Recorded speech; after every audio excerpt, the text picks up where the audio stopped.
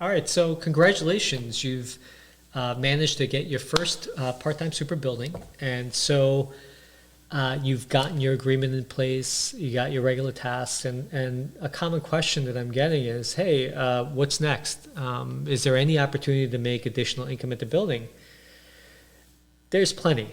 And these buildings, part-time super buildings, where there's no super on hand or living at the building, need no less of the amount of maintenance or the types of maintenance that occur in a larger building. So whether the building's large or small, there's things that the building is going to go through that needs a part-time super. So those things are going to be, for instance, being the eyes and ears of the building, making sure that the vendors are in the building, doing what they're supposed to do, fixing things that they're supposed to fix, and your job is to supervise them. Troubleshooting, making sure that if there's a problem with the building and all of a sudden, there's a maintenance problem, the super is going to be needed to provide that sort of troubleshooting for that. And light maintenance work, light repairs, electrical, plumbing, those are also other areas that you can take on and to make additional income. It all depends upon what type of agreement that you've made with the building, what they've contracted you for, and everything else is potentially something that you can take on as side work. And it's great value to the building because these shareholders or residents that live at the building need someone, a trusted go-to source for all their maintenance needs. They want someone who's trusted at the building. They want someone who is that one-stop shop for them, so they can, any kind of problems, maintenance issues that they have, whether it's building that IKEA furniture or changing that light bulb, they can have that. They can look to that part-time super, look to you as that go-to. So in this topic, we want to talk about, okay, you've gotten this job. What are the additional work that you can do? What other value that can you give to these residents? Yeah, that's a great point because part-time buildings, a lot of cases, they pay for very minimal type of, let's say, porter work. Mostly porter work. The agreements focus on cleaning the streets, common areas, taking the garbage and recycles out. So depending, of course, all these would depend on the agreement that you made with the building in the first place. But you have to remember, a lot of cases, you're providing the cleaning services in a discount, and not discount, but in lower price, because these these buildings are too small that they don't need a live-in super, but actually do need some of the functions that a live-in super would provide.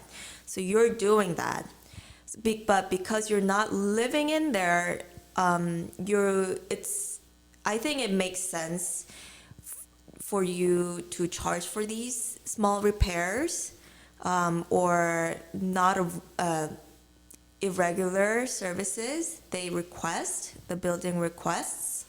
And it's also good for the building, to be honest with you. You don't have a live-in super, but you need someone to look out for the building. Let's say, for example, if a vendor visits.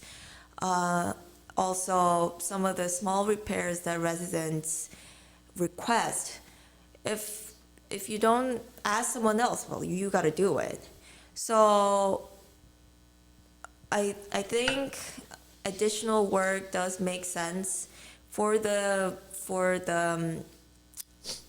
shareholder or the manager, or the owner to to pay additional on top of the salary, and also for the super to charge it as well. So I feel like it's a fair, it could be, if it's priced right, it could be a fair and win-win situation for both parties. Right. There's, these residents may call in and you've seen the residents call in and they need all this work done, and they want that one-stop trusted source to go to handle all of their maintenance needs. So it definitely is a great thing to be able to provide all of these services that a building needs, and it's a great way for the super to make additional income from them. I think there's a few things that we just need to watch out for, just for this part-time super to be careful about before engaging on these projects, because your reputation as a trusted one source, one-stop shop, go-to source super can really be damaged if this is done the wrong way. Right. So we're going to talk about some of the things, a few things about the additional work, some of the things that you have to think before you actually start working, providing additional services, and what types of work can you provide to the building, and how to price it, etc., right? Right. So I think we're going to hit those things, and let's get started.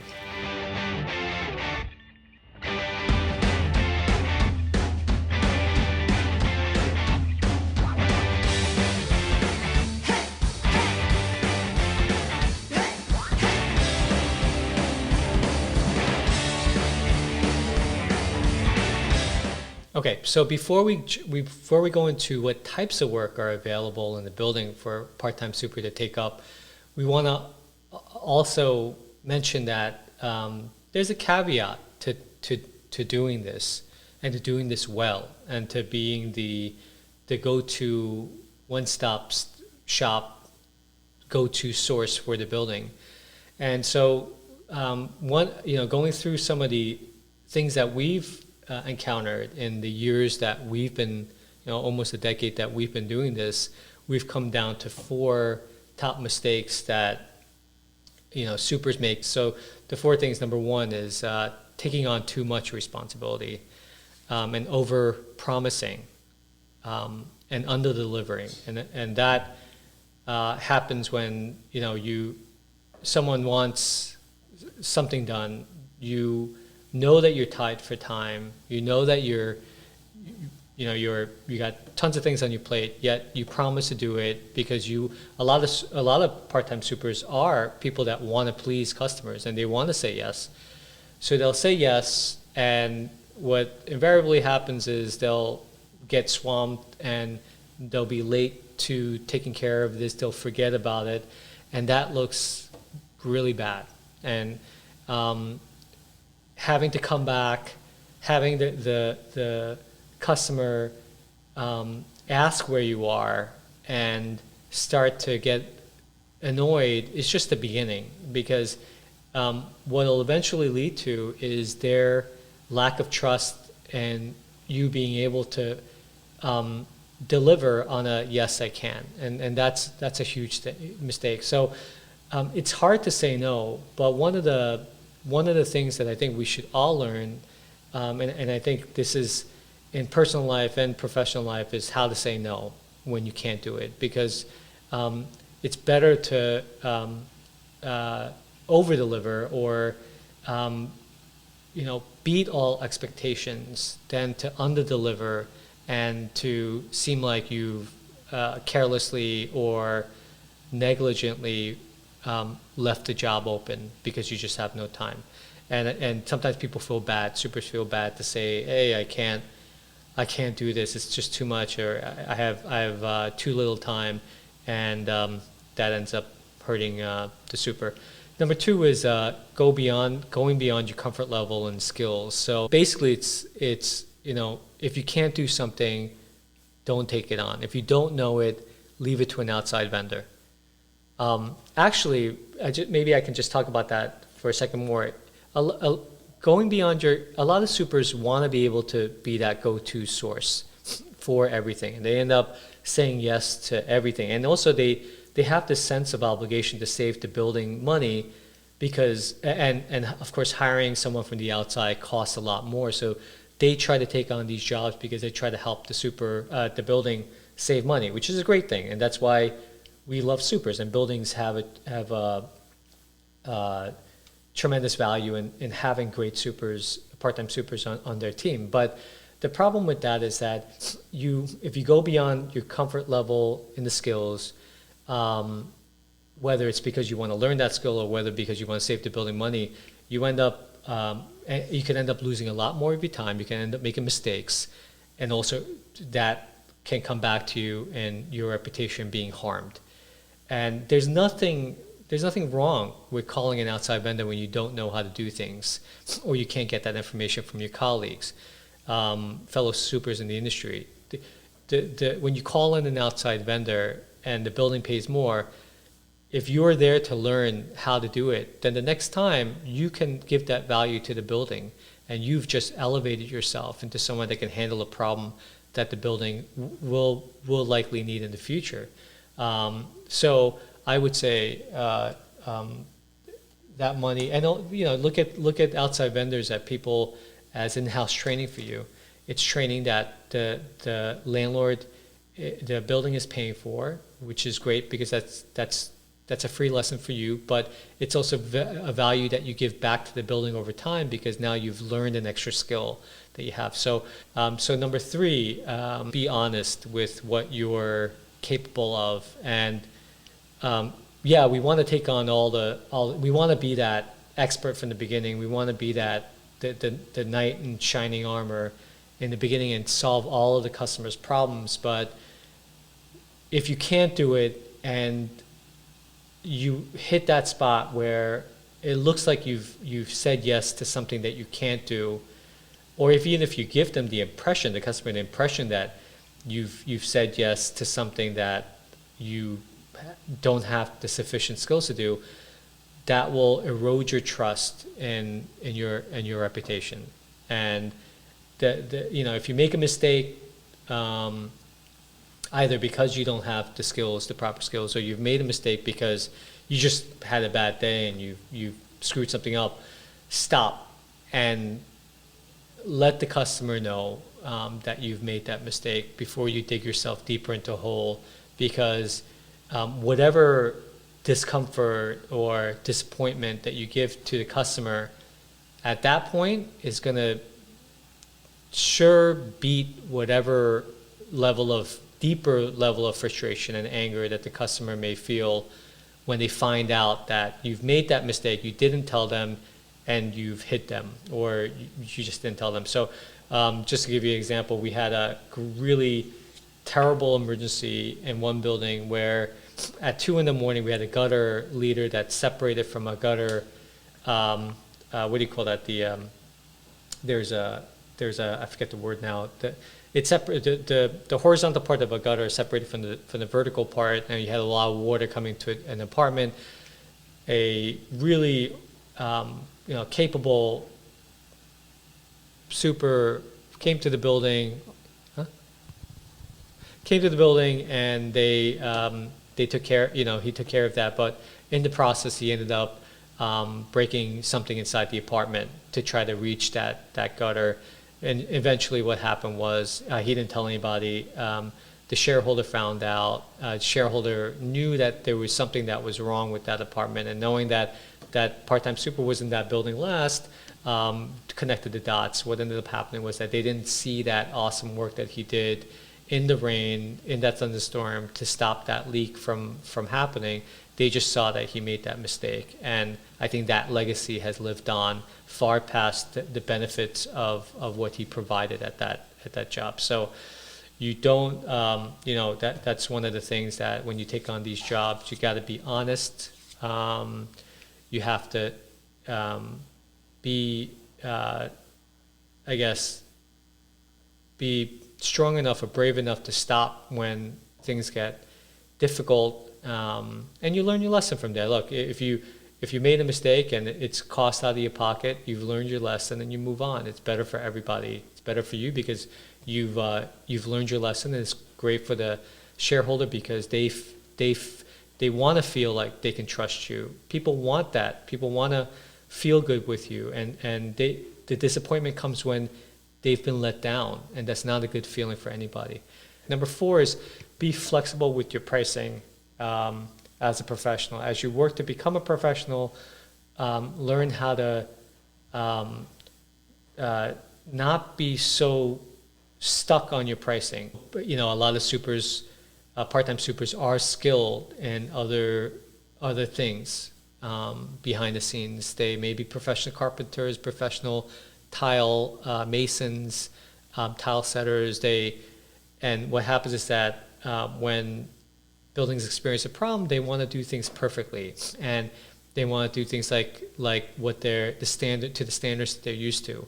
But in a part-time super setting, and I often see this here, but this may happen in other types of buildings as well, there may not be a need for top-notch quality work. There is a B grade level, there is a C grade level of work that they want to pay for. For instance, a bathroom in the basement of a building where only the super and maybe outside contractors go to.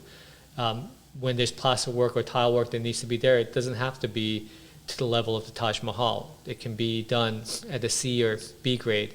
Again, guess what? C or B grade is not as expensive as an A grade. So I know the problem is, because there's a tremendous amount of integrity in this trade, a lot of part-time supers says, I'm not going below an A grade. They end up pricing as an A grade, and guess what? They lose that job. And then you become known as a perfectionist that is inflexible, and they often start to look for someone outside your circle. So you no longer become that go-to source. They start to look elsewhere outside, and it's always great to say, look, I have a A grade pricing for you, I have a B grade pricing for you, and I have a C grade pricing for you, and that's what customers want. And for you to be a professional means that you're able to not only do A, but you're also able to drop it down to B grade and a C grade, and you don't lose that job, and you give the customer what they want. It's important to stand in the customer's shoes and to see what they want in this. Don't be selfish. Yeah, I mean, it's a sense of selfishness when people say, I'm going to stick with my own thing, and it's either my way or the highway. And believe me, we've seen it time and time again. They'll take the highway, and you're there. There will be a time that you can perform at your A grade, and that's when you can show all of your shining skill set. Yeah, like you go to a restaurant, what you want is like simple, just a small cheeseburger and fries, and the waiter just keeps on telling you have to have the Kobe grass-fed $50 per pound steak burger, and truffle fries with foie gras. By the way, I didn't introduce Jennifer here. I think I may have let that introduction out in the beginning. But yeah, so I don't want to force it. I don't want to be forced to eat like a $200 meal in a restaurant, right? Yeah. Where I just want to just eat a simple lunch. Right. But one of the awesome things in the industry is that you have these guys who can do foie gras. You have these guys who can do, top-notch steak. They're amazing, amazing people in trade industries. Yep. And that's one of the best things. It's kind of like Shake Shack. Remember when Shake Shack came out? That guy, who's that? Danny Myers, right? He's the owner of he's the restaurateur of Shake Shack. But I mean, he's making burgers, and he's kind of brought down the high culinary arts down to everyday people who love his burgers. And that's what you want to do as a professional. You're the guy, you're the Danny Myers of building maintenance. You have the great skill to be able to provide them with the best, but you also have the great skill to drop it down to a C level and charge for that. And remember, your value comes in being the one go-to for the building.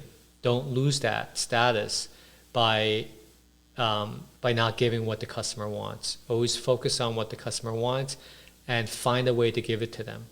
And if you are a person that can do A grade work, feel lucky that you can provide that, but feel like get comfortable dropping it down to lower levels. Okay. Okay, so we learned about the 4 things that we should avoid, or we should try to think before we jump into a work, or be cautious about it, conscious about it. And the next topic would be, okay, I'm ready to do the work now. I know my responsibilities. I know what to watch out for. What kind of work can I do to make additional income from the part-time building? Great question. So you're talking about light plumbing, light electrical work. So that's changing a flapper in the toilet for light plumbing, or changing a faucet or speedy valve. And snaking a drain is actually one of the most expensive line items in the budget for a building. So that's where drain clogs happen all the times in bathtubs, and toilet clogs, and when they hire an outside vendor for these jobs, they spend a lot of money. So a super can be a great resource, a go-to resource for this kind of work. You have other light electrical is replacing a light fixture, or replacing an outlet or switch. Ballast. I'm sorry? Ballast. Ballast? Yeah, it would be a ballast if you have a light fixture that has a ballast. Halogen lights.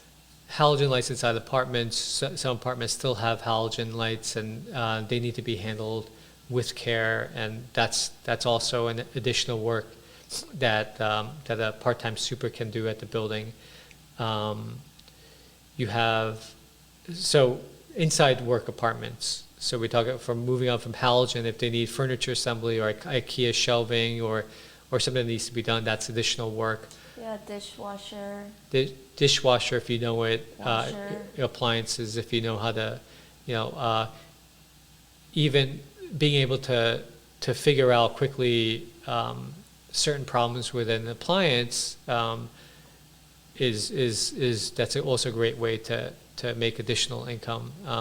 Calling in an outside appliance person for a resident is usually very expensive, and often they'll say you have to replace the appliance. If it can be fixed, if there's something that they're overlooking that the super knows, that's a great way to save, hundreds of dollars, if not the cost of replacing that appliance. Yeah, it takes forever for a person to come to.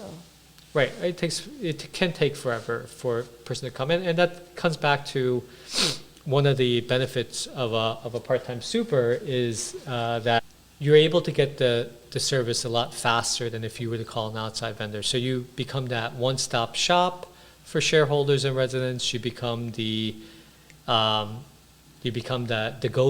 the trusted go-to source, and also the convenience of having you there, and the convenience of having you at the be able to respond fast and know the preferences of the shareholders and the residents of the building. So how that door is locked, and how that shareholder wants her door closed, or how he wants his lights left on in the apartment. So those are the things that people can go to super for. So what else do you have here? You have apartment turnovers. So you have when there's apartments that have renters that are leaving, and a new renter is coming in. Apartment turnovers are a great way to make money. A fresh coat of paint, things of that sort. You have tile or plaster repairs. in the building. You have caulking. Caulking a bathtub is a that's one of the most regular, ongoing jobs that need to be done in the building. Caulking expires after a while; it goes bad. Failing to recaulk will end up with a leak downstairs. So caulking a bathroom is a great additional job.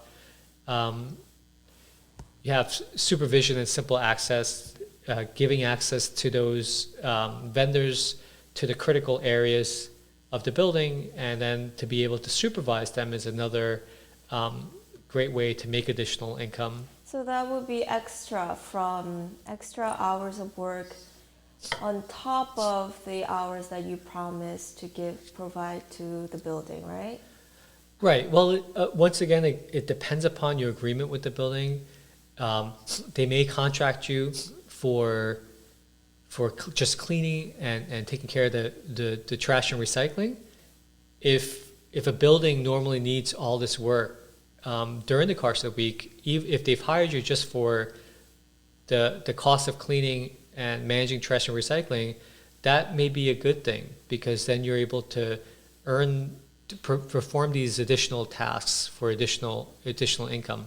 Sometimes they may ask you to make a price that includes certain things, A, B, and C, and then you would have to make the right price for that. But one great thing for a building to be able to just pay you for regular cleaning and trash and recycling is that it keeps the cost low for them. So you're able to meet their budget, and you're able to keep the cost low, and they're able to hire you out a la carte for each one. It brings the cost down for a building that doesn't need, a crazy amount of work throughout the year. That's a great way to contract with a part-time super, and then be able to hire them for these additional jobs that we're talking about. So you have, and for instance, like simple access, sometimes for a building, being able to give access to an exterminator on a monthly basis, or a sprinkler technician, some buildings, they'll expect that to be part of the regular duties, where it's happening on a regular basis. So fit that into just whatever contract that you have. Sometimes that and I can understand that, but sometimes that can be additional work. If all of a sudden that extermination becomes supervising 10 apartments, the exterminator inside 10 apartments to troubleshoot vermin issues inside them, that could be a substantial amount of time that you can go back, and I think that it will be reasonable for you to charge for. Okay, we can also do sealing mice holes. Sealing mice holes in there. So sealing mouse holes is another great opportunity, a great value. Not only a great opportunity to make income, it's a great value that you give back to a resident, because having mice running around the apartment it can be a nightmare for a lot of people. And the only way to stop mice from coming into the apartment is to seal those holes. And it has to be done regularly, meaning after a while, those holes will open up and you need to address them again. So being able to hunt for those holes, know what kind of holes that you're looking for, and to cover them is a great value that you give to a resident, and it's great additional income that you can make from a building. Also deep cleaning. And deep cleaning too. Deep cleaning as well. Every building should have at least one deep cleaning per year, if not more, where you're able to go through in detail, clean, the banisters, the pipes, in the hallways, the light fixtures, and set a standard where the part-time super is able to keep the building looking great throughout the year. Eventually, regular cleaning all heads downhill, and you need that deep cleaning to bring it back up to a higher standard. So that's additional income. That's not part of your regular duties, or that's ordinarily in a part-time building, that should be an additional income or charge. Also carpet cleaning. Carpet cleaning as well. So you vacuum the carpet. Vacuuming the carpet should be a regular task that should be done on a periodic basis. But carpet cleaning, where you're, giving a thorough shampooing of the rug and leaving a great smell, should be done at least in a small building once a year, if not more. I see. Any locksmith? So this is light locksmith work, or this is an area where if you know locks, if you know how to install deadbolts, deadlocks, those are areas that you can make additional income. If a door handle falls off, there's a few different reasons why it's fallen off. A spindle needs to be replaced, or those things. And once again, certain things you may want to just include that, like tightening the door handle to the spindle. That could take maybe a few minutes, and if you feel that you can do that in the scope of the time that you're there, then by all means, it's great value that you give back. You make them feel great when you don't charge for those things. And it's pretty simple to do as a super. But if you're replacing a mortise lock set or installing a new one, those take significant amount of more work, and that can be charged at addition. And when you make these pricing, just we'll go to pricing in detail at a later time, but being able to provide that service, do a great job, and to give a price that beats out the other vendors out there, or it beats out the other options for the landlord and shareholder, is what you want to do. Also sanding the door. Sanding the doors, so there could be other reasons why there's door problems. Usually it doesn't shut carefully or shut smoothly, and that could be that the door needs to be adjusted. It may need to be sanded. I would just say be careful with sanding, because it's a one-way street for sanding. If you sand the door, but that's not the issue. Maybe you should have adjusted the hinges. You're left with a gap in the door, a wider gap. That's something that you want to be very careful of. Also, there are some seasonal things, like snow. Yeah, there's snow shoveling. Leaves. Yes, in good. the autumn, it's like a lot of leaves. We're talking about a lot of leaves. This is an interesting. My opinion may differ, because if you're in New York City and your building is around trees, most likely you're going to get leaves. That should be part of your calculation in the beginning, I think, because the theory with regular pricing, with these regular like this weekly pricing that is made, is that you're balancing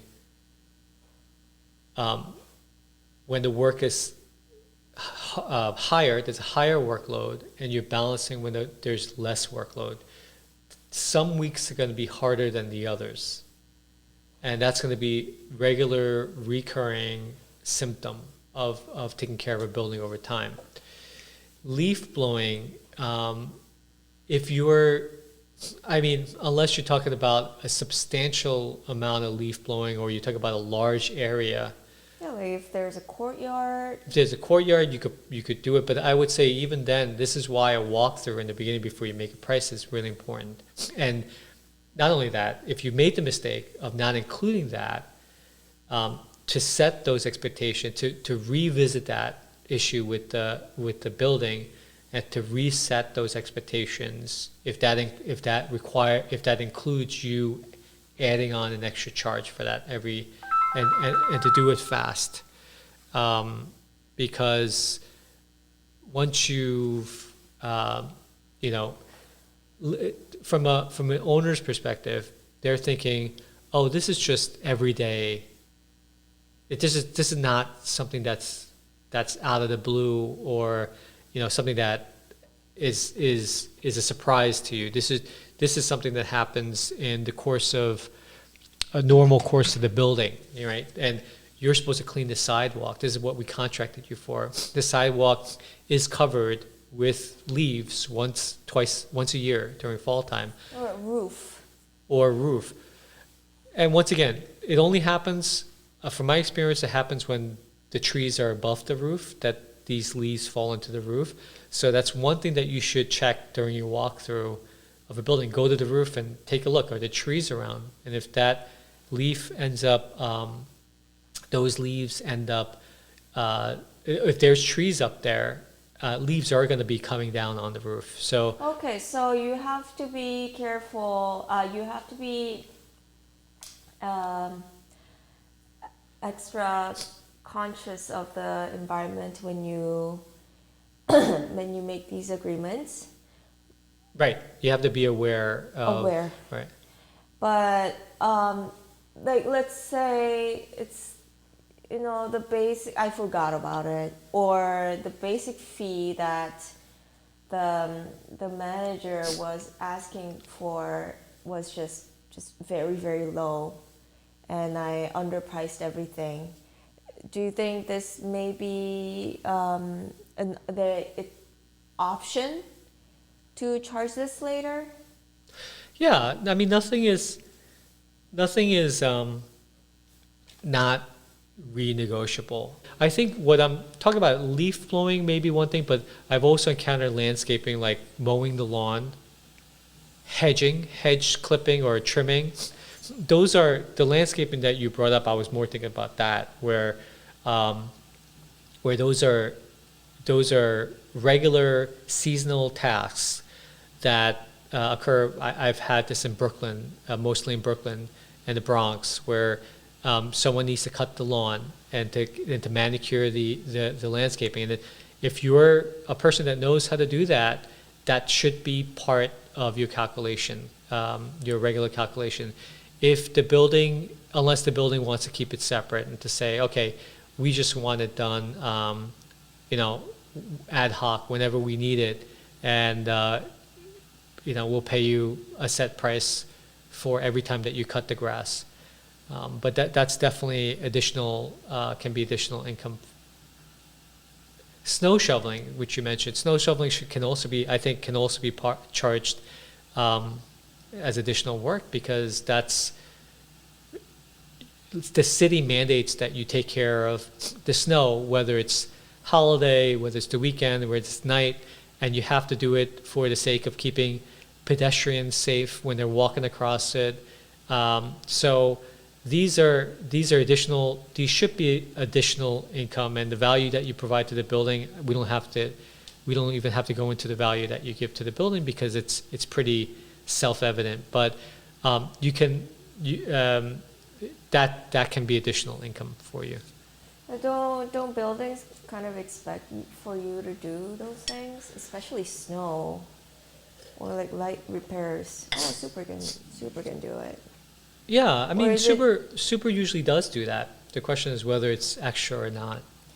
Yeah, so it's also about people's expectations, and people just think the super's going to do it. Right. But in part-time setting, you're saying it's different. In part-time setting, it could be different. It all depends upon how you structure it. They may So also. you have to be really clear about the responsibilities before you start a building, right? You have to be very clear, and we can talk about how to make that clear. But I think, just going back, I think if it's a pretty bad snowfall, most buildings expect that to be an additional charge. One other job that I think people miss that you can charge for, or one set of tasks, and that's contractor supervision.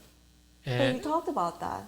No, I didn't talk about contractor supervision. Contractor supervision is actually, oh, I'm sorry. I talked about contractor supervision, where a boiler technician, comes in and he's, and you're kind of making sure that he does the work and you're signing for the right hours. But the other thing is contractor supervision is just supervising contractors in the building that are working on apartments. Usually happens inside condos or co-ops, where they're doing this work, and this renovation is creating a lot of dust in the hallways. Those are things that you should watch out for. That's the contractor's responsibility. But if you end up this is this is one point of frustration for a lot of part-time supers, because they're not supervised, they're not there at the building to supervise the contractor. And what happens is that when they get to the building, it's filled with dust, and that makes their work even more burdensome, and they get upset and frustrated. And a lot of supers feel like that should be part of their regular task, but that should be additional income. It should be clear in the agreement from the beginning that any contractor that does work where you have to clean up after them is an additional charge. Okay. Okay, so Okay. So we explored about what type of work is there for supers to make additional income on top of the salary. My next question would be, how would you charge that? So on the next topic that we're going to talk about is how to price things, and how we'll have some tips on how not to lose money when you're making your contract with the building, your agreement with the building, and also when you're doing these additional work. And we'll pull up some examples that I've seen that where contractors, are eager to provide this great job and then end up losing a significant amount of money down the road.